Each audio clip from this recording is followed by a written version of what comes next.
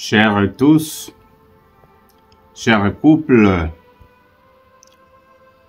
je vous salue dans le nom de notre Seigneur Jésus-Christ.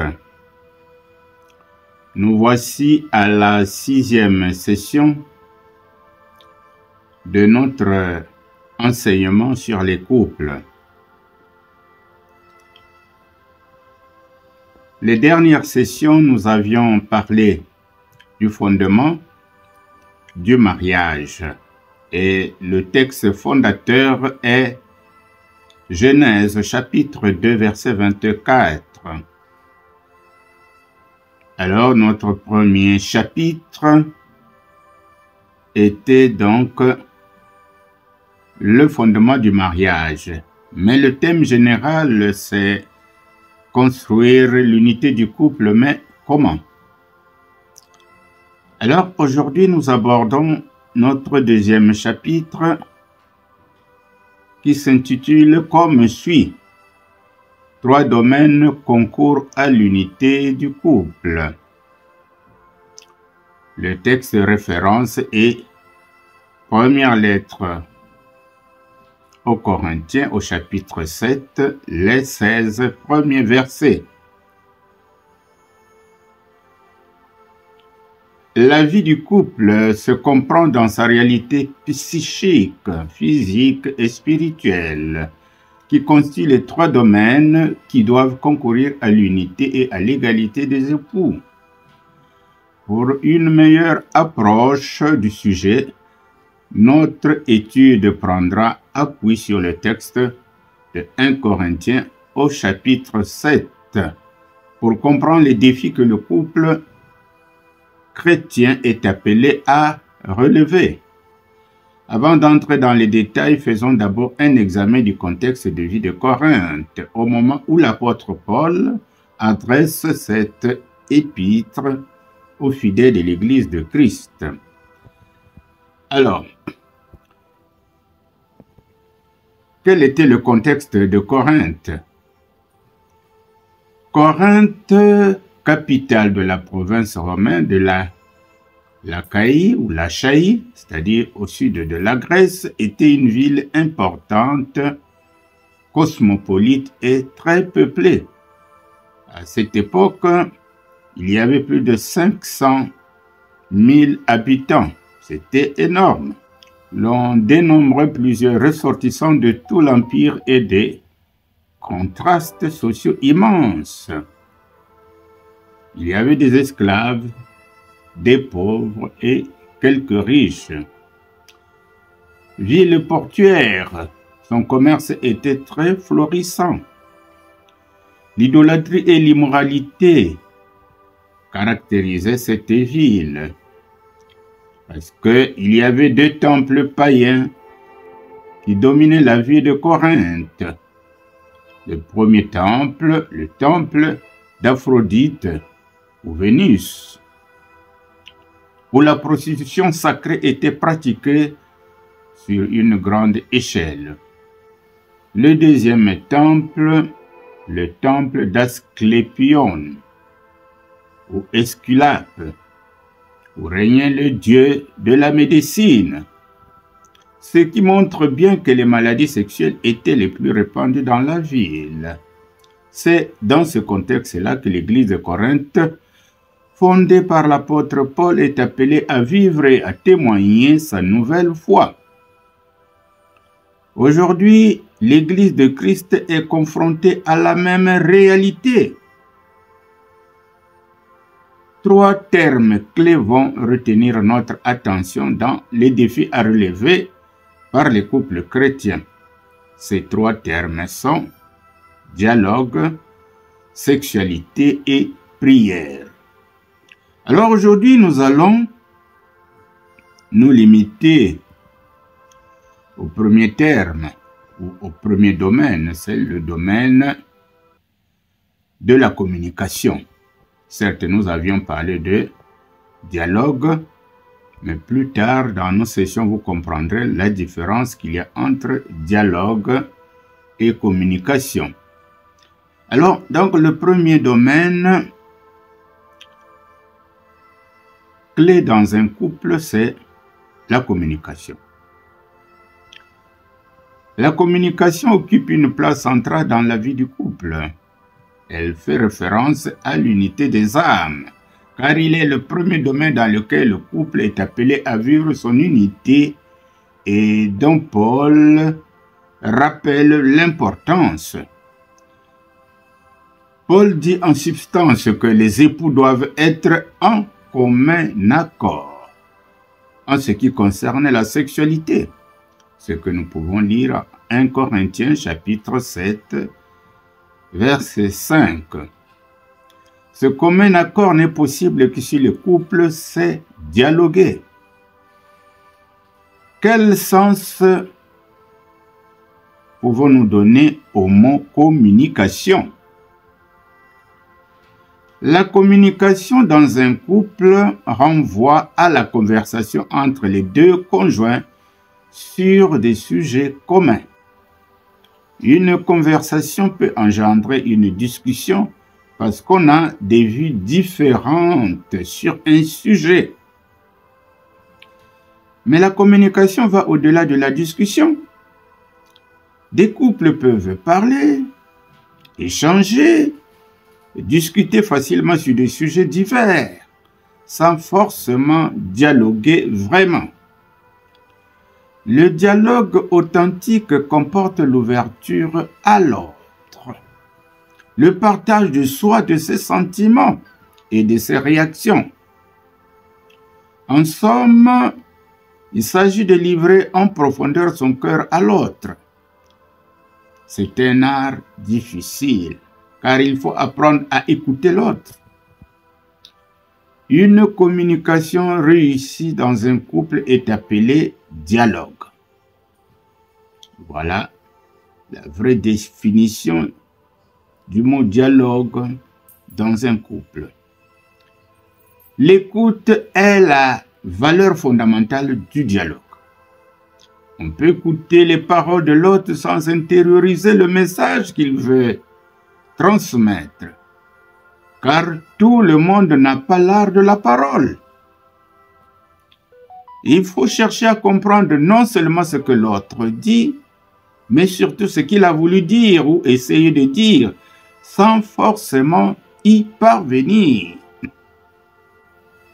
Le dialogue ne s'arrête pas uniquement à l'échange des paroles. Notre corps tout entier participe au dialogue d'une manière ou d'une autre. Chaque époux doit être attentif aux faits et gestes de l'autre. Dialoguer peut se traduire par un silence, par des attitudes, par des regards. C'est une écoute de l'être entier. Chaque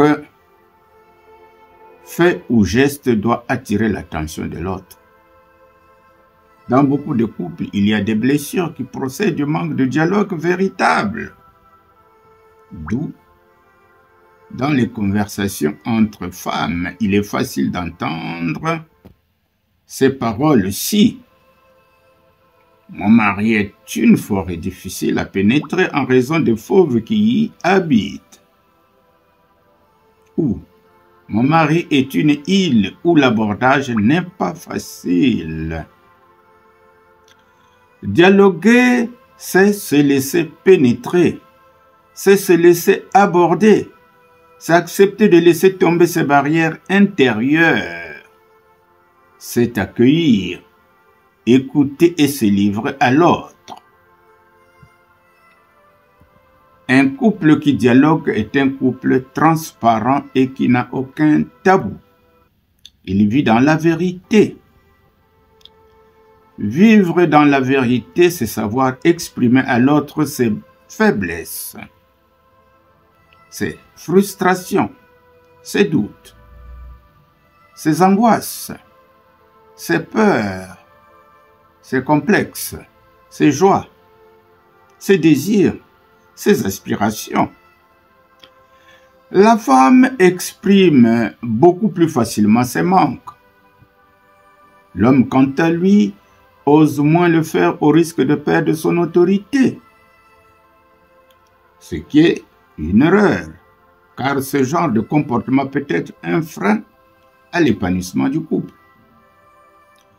Lorsque le dialogue est bien vécu dans une union conjugale, le mari exerce une autorité responsable et la femme une soumission joyeuse.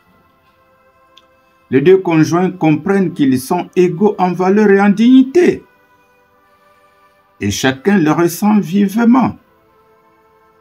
Le texte d'Ésaïe, au chapitre 43, verset 4, à juste titre, nous dit que nous sommes égaux en valeur et en dignité. Alors, de ce fait, ils vivent dans la vérité devant Dieu. Quand les deux conjoints comprennent qu'ils sont égaux en valeur et en dignité. Trop de couples parlent et vivent ensemble, murés chacun dans une grande solitude. Un couple chrétien, c'est un couple qui apprend à dialoguer dans cet échange et cette écoute de cœur, de l'âme et de l'être tout entier. C'est alors qu'on peut parler de l'unité des âmes qui est une réalité psychique.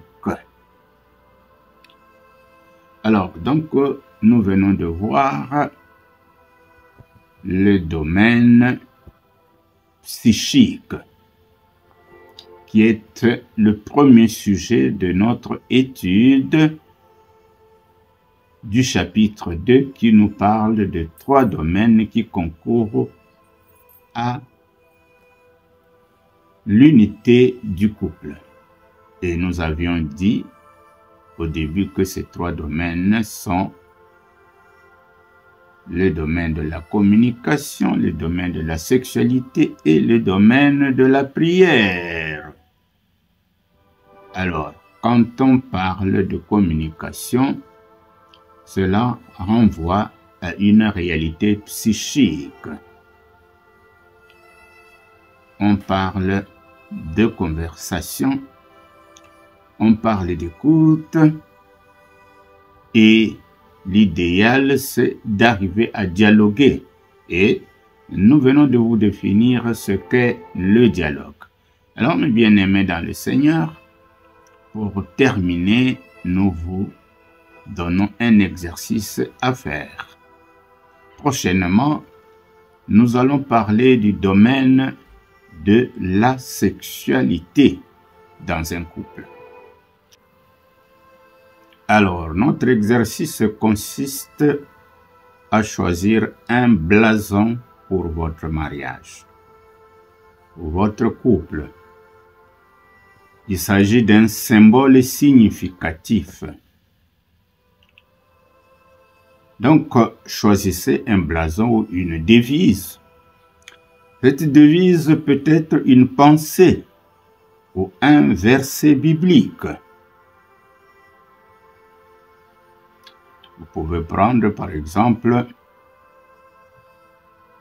Jean chapitre 10 verset 30. Il dit que les 3 personnes de la divinité sont une seule personne. Donc la Trinité, être un avec Dieu. C'est un exemple que nous venons de donner. Alors prenez le temps nécessaire pour définir votre devise ou votre blason. Et chacun de vous fera sa propre recherche.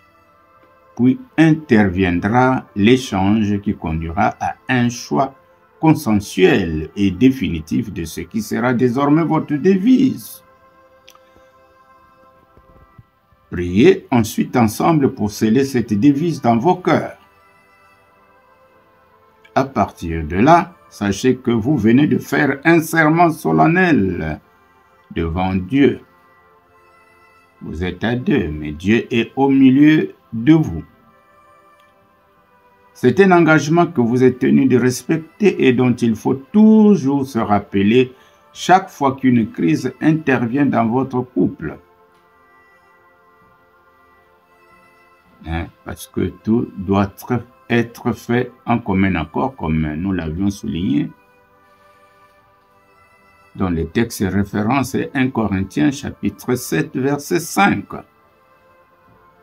Donc voilà l'exercice que vous avez à faire en ce qui concerne le domaine de la communication, qui est le domaine qui amène le plus de crises dans un couple. Merci mes bien-aimés, chers couples, de nous avoir suivis. Réécoutez nos sessions antérieures. Alors, c'est toute une bibliothèque que vous allez constituer pour votre couple. Et chaque fois qu'une crise naît, vous pouvez toujours vous reporter à nos enseignements. Likez, partagez, et pourquoi pas commenter et surtout s'abonner pour nous encourager à continuer cette étude. On dira mieux ce partage avec vous. Que Dieu vous bénisse. Terminons notre session par une prière que nous intitulons « Prière pour une communication bienveillante dans le couple ». Prions. Seigneur Dieu, source de tout amour et de toute sagesse, nous te confions notre relation.